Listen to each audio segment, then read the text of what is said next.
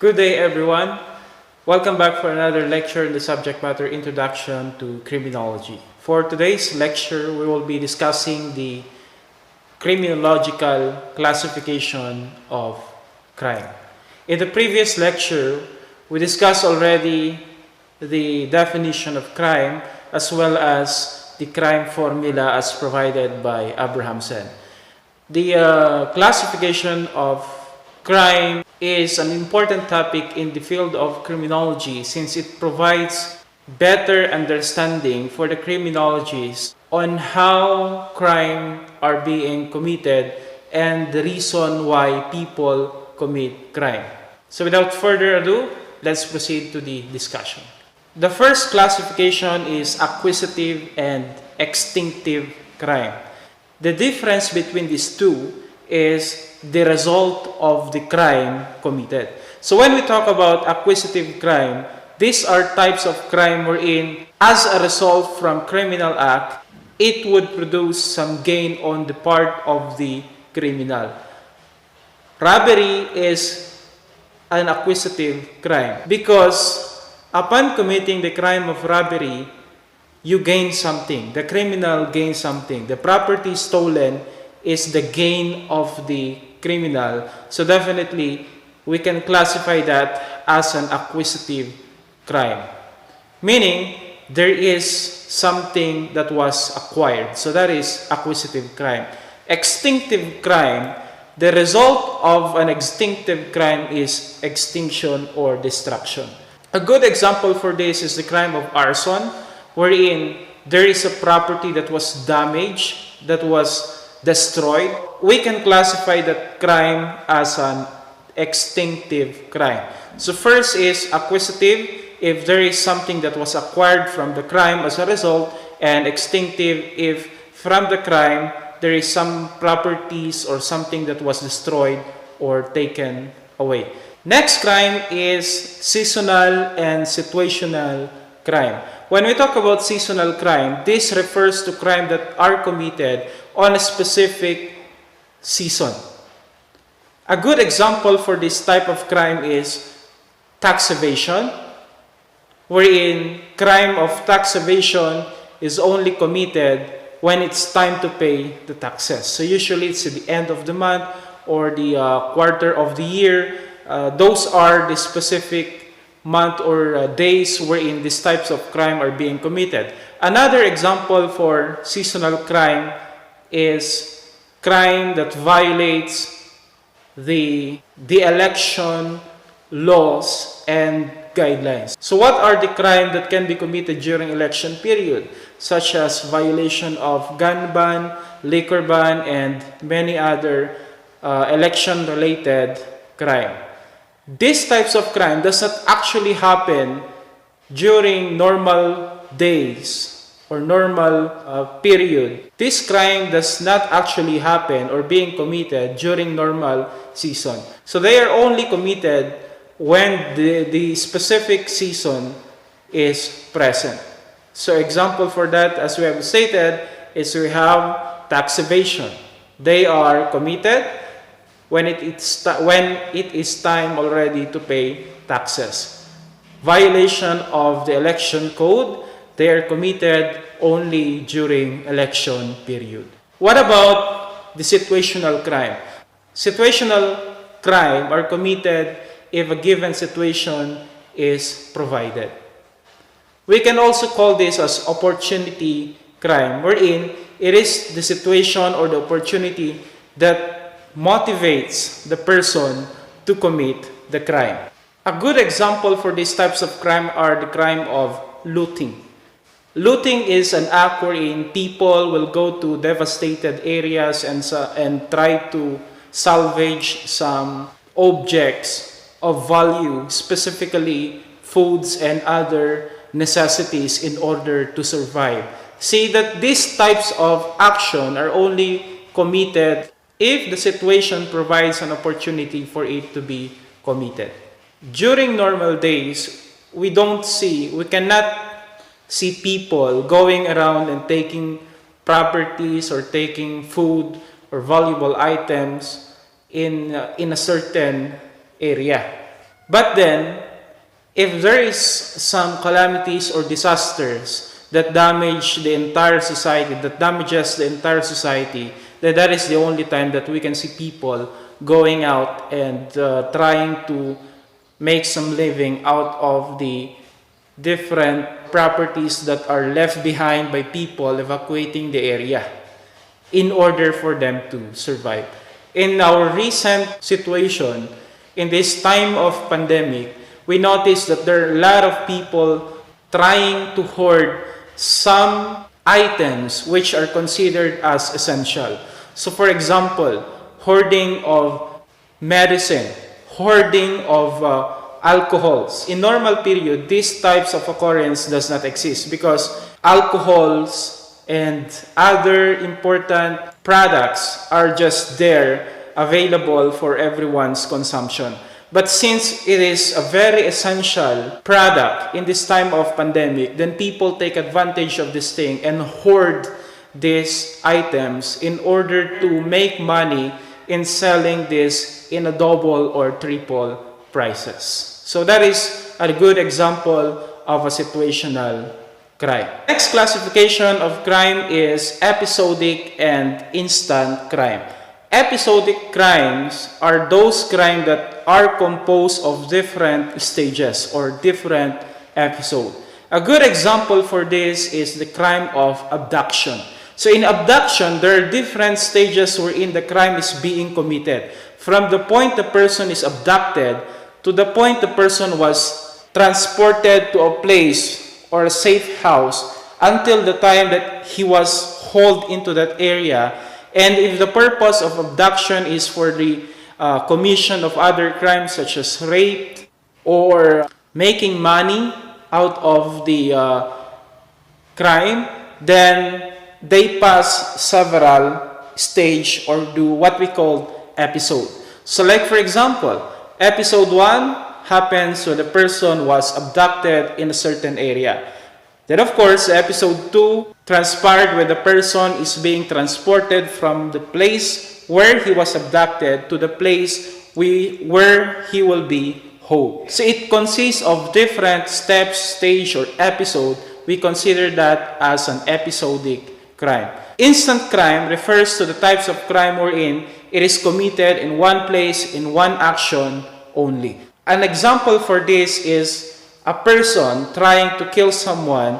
When he saw the person, he shot him with a gun, with a firearm, or stabbed him with a knife. So the crime occurs in one place only, and it was committed in a brief period of time. So that is instant crime. Another classification of crime is static and continuing crime. We can relate this to the previous classification of crime that we discussed on episodic and instant crime. We made mention of the place where the crime is committed.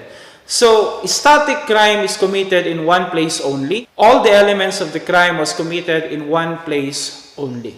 While continuing crime are types of crime that are committed in several places. So, our example of an episodic crime might apply to this another type of classification of crime, which is continuing crime, meaning it is committed in several locations. So the place where the person was abducted is different from the place where the person was hauled. And also, the place wherein maybe the killing or maybe the exchange, whether that is for the purpose of securing ransom from the family of the victim, will again transpire in another place. So that is a continuing crime. It happens in several locations. Another classification of crime is rational and irrational crime. So when we talk about rational crimes, these are crimes committed by those persons who are mentally normal. While irrational crimes refers to those types of crime committed by those individuals who are suffering from mental disorder. Rational crime are usually intentional in nature, meaning the person is in full possession of his rationality and awareness when he committed the crime. Irrational are usually a result of a mental problem. And the person who commits this don't actually possess the intention to commit the crime. Since they possess mental disorder, they don't know the consequences of the action that they are doing. So in these types of classification, rational criminal may be subjected to some types of punishment since they are responsible for the act that they committed. Based on the classical school, they have free will. But then for irrational criminal, they will not be subjected to some form of punishment since they are not aware of the consequences of the act that they are doing. Next is we have white-collar crime and blue-collar crime. This is a classification provided by Edwin H. Sutherland. We discussed this already. If you haven't watched our discussion with regards to distinction between white-collar crime and blue-collar crime, I will be putting some cards above to direct you to the discussion that I have mentioned. So before you proceed to that, I will discuss briefly the distinction or nature of a white-collar crime and a blue-collar crime. So white-collar crime, these are crimes that are committed by those respectable individuals in the society. They hold social power. And usually, these types of crime are crimes that can only be committed with a specific knowledge on that specific crime. So for example, cyber hacking. In order for you to commit that crime, you must have a knowledge with regards to basic programming and other necessary skill, computer skill that you must possess in order to pull off that certain type of crime. Without knowledge on that specific crime, you cannot do the crime. So those are the nature of white-collar crimes. These are crimes committed by those who hold social power and those who are respectable member of the society. They belong to the higher echelon of the society. In distinction to that, we have blue-collar crime. Blue-collar crime are those types of crime committed by ordinary individuals or ordinary criminals. The person who commits or the individuals who commits blue-collar crime are those person who belongs to the lower class of the society. So it can range or it can vary from crimes like robbery, theft, shoplifting, and other types of crime that are usually being committed in places wherein we can observe poverty and other factors that may contribute to its existence. So that is white-collar crime and blue-collar crime. Next is we have crime by imitation and crime by passion. When we talk about crime by imitation, these are types of crime that are being imitated to a certain incident. A good example for this are cases of mass shooting. There are cases wherein people will go outside and just kill individuals randomly without any provocation or without any clear motive. Then those people who witness this type of crime will tend to have a motivation to carry out the same type of crime. This happens in assassination, like for example, we have the John F. Kennedy assassination. Then later on, there are some people who try to imitate that type of crime by assassinating also some of their political leaders or some political personalities. So people will try to imitate, or some criminals are trying to imitate a certain crime that has already transpired. Maybe as a sign of devotion, maybe. There's a lot of reason why people will try to imitate those types of crime. Another example for this is something that they watch on the movie.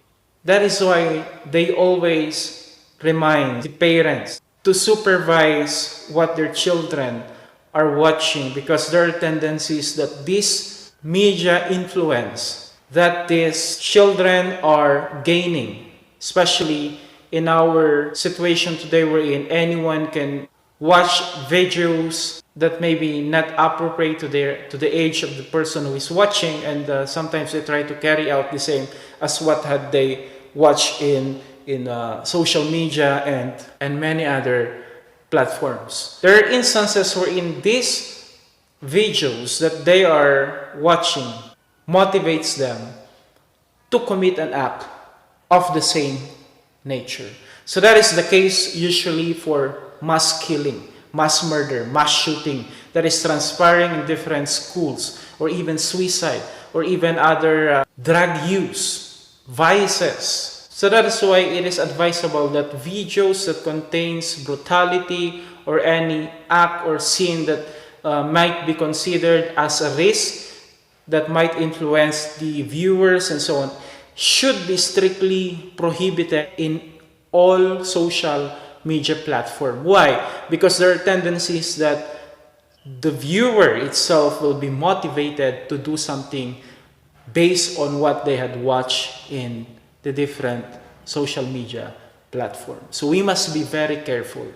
Crime by passion refers to crimes that are committed by fit of emotion.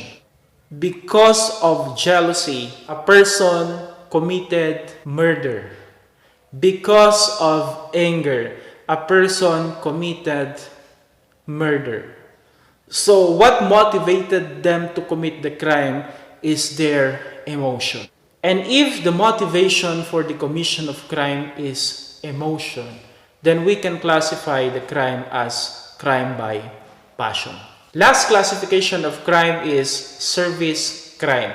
Service crimes refers to those crimes that are committed to satisfy the desire of another person.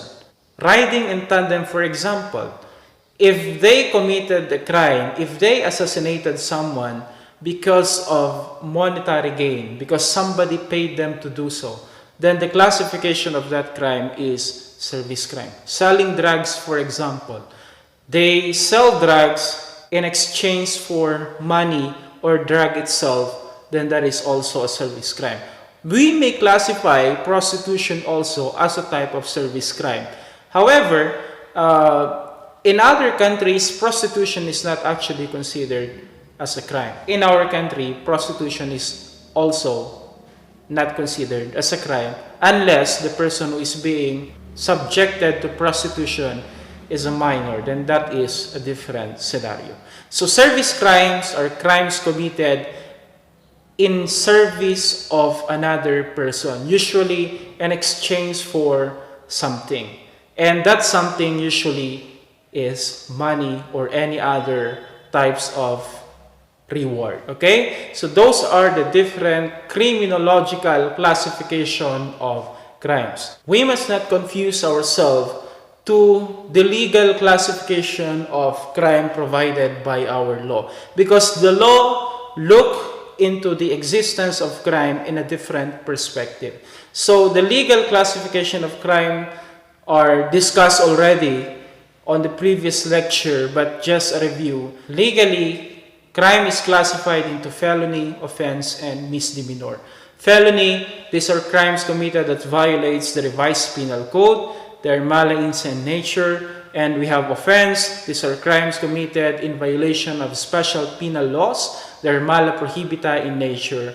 And misdemeanor, these are crimes in violation of municipal ordinances or other types of ordinances. So those are the legal classification of crime. Okay? So I hope you learned something from this discussion. See you next meeting.